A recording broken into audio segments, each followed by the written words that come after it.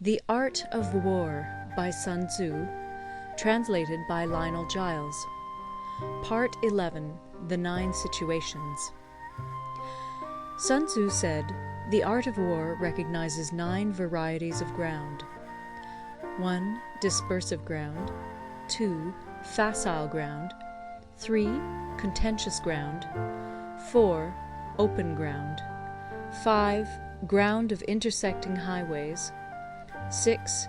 Serious ground. 7. Difficult ground. 8. Hemmed-in ground. 9. Desperate ground." When a chieftain is fighting in his own territory, it is dispersive ground. When he has penetrated into hostile territory, but to no great distance, it is facile ground. Ground the possession of which imports great advantage to either side is contentious ground. Ground on which each side has liberty of movement is open ground. Ground which forms the key to 3 contiguous states, so that he who occupies it first has most of the empire at his command, is a ground of intersecting highways. When an army has penetrated into the heart of a hostile country, leaving a number of fortified cities in its rear, it is serious ground. Mountain forests, rugged steeps, marshes, and fens, all country that is hard to traverse, this is difficult ground. Ground which is reached through narrow gorges, and from which we can only retire by tortuous paths, so that a small number of the enemy would suffice to crush a large body of our men, this is hemmed-in ground.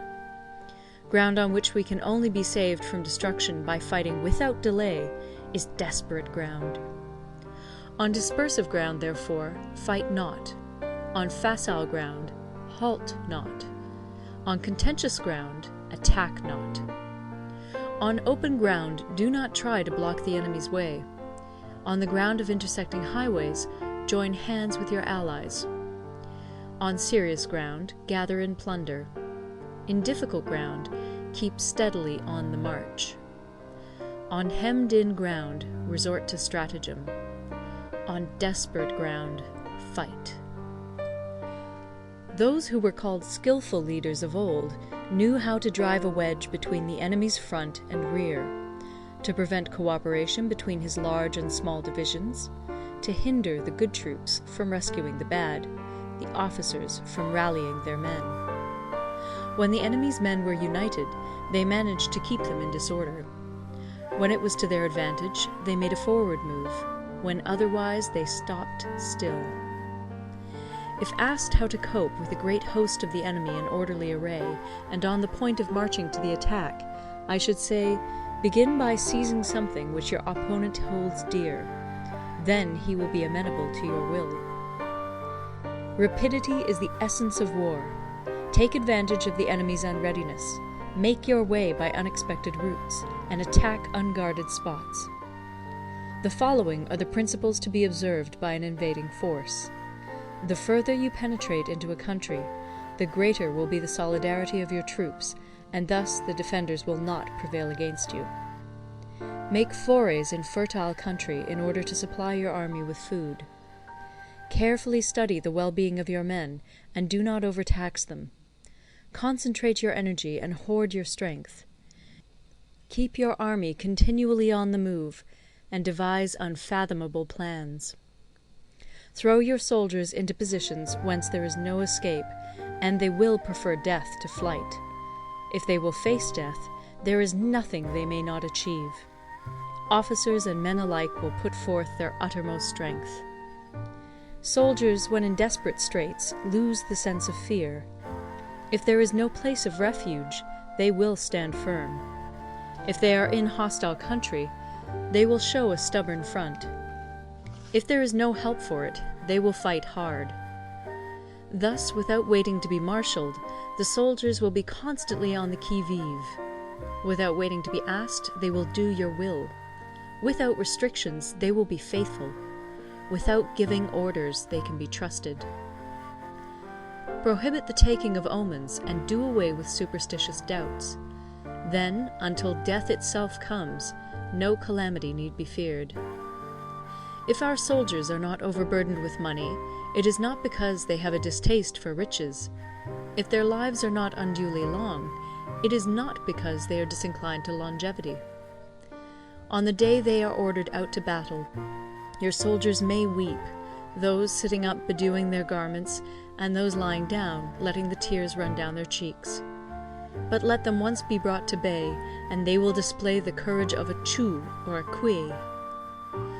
The skillful tactician may be likened to the Shuai Jan. Now, the Shuai Jan is a snake that is found in the Cheung Mountains. Strike at its head, and you will be attacked by its tail. Strike at its tail, and you will be attacked by its head. Strike at the middle, and you will be attacked by head and tail both. Asked if an army can be made to imitate the Shuai Jan, I should answer yes. For the men of Wu and the men of Yue are enemies. Yet if they are crossing a river in the same boat and are caught by a storm, they will come to each other's assistance, just as the left hand helps the right. Hence, it is not enough to put one's trust in the tethering of horses and the burying of chariot wheels in the ground. The principle on which to manage an army is to set up one standard of courage, which all must reach. How to make the best of both strong and weak, that is a question involving the proper use of ground.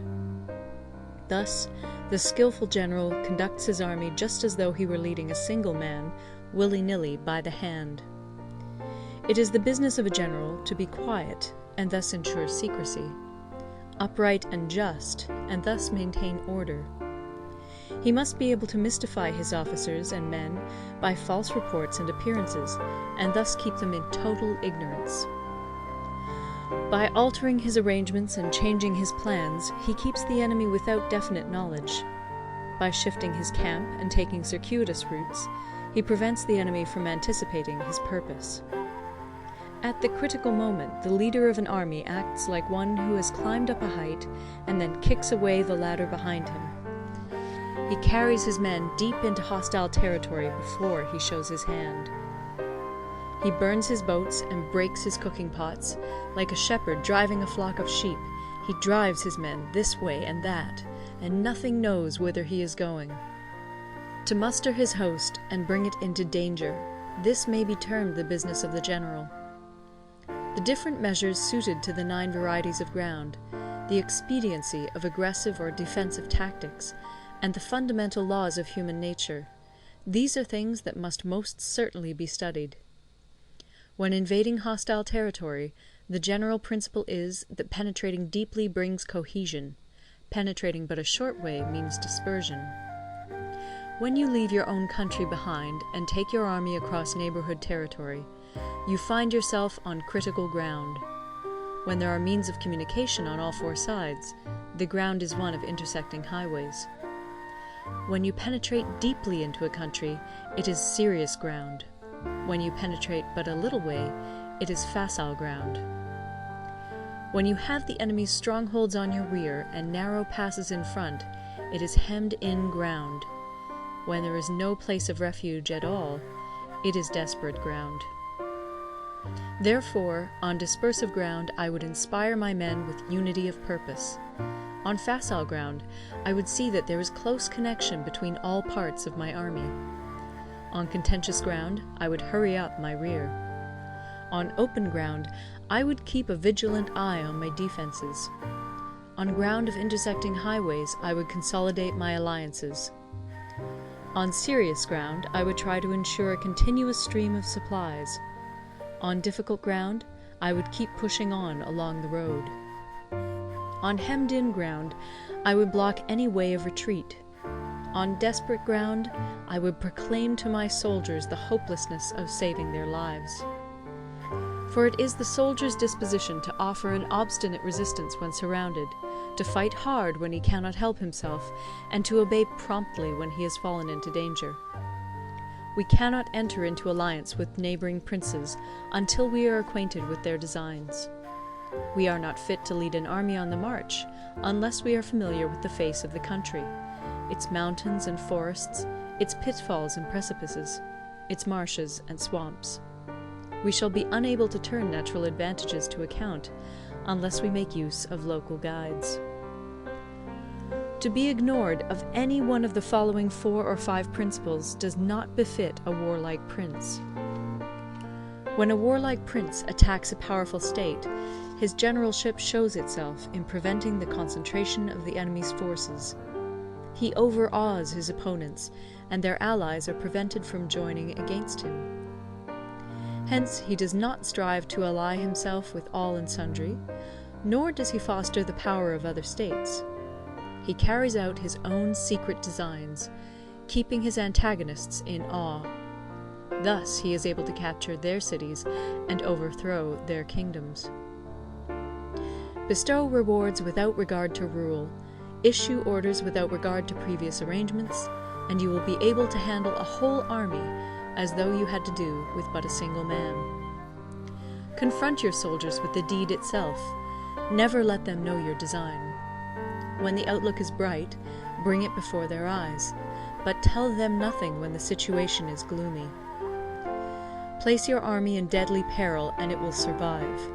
Plunge it into desperate straits, and it will come off in safety. For it is precisely when a force has fallen into harm's way that it is capable of striking a blow for victory. Success in warfare is gained by carefully accommodating ourselves to the enemy's purpose. By persistently hanging on the enemy's flank, we shall succeed in the long run in killing the commander-in-chief. This is called ability to accomplish a thing by sheer cunning. On the day that you take up your command, block the frontier passes, destroy the official tallies, and stop the passage of all emissaries.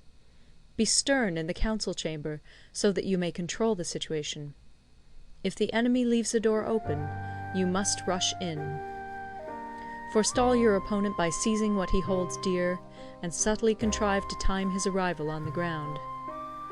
Walk in the path defined by rule, and accommodate yourself to the enemy until you can fight a decisive battle.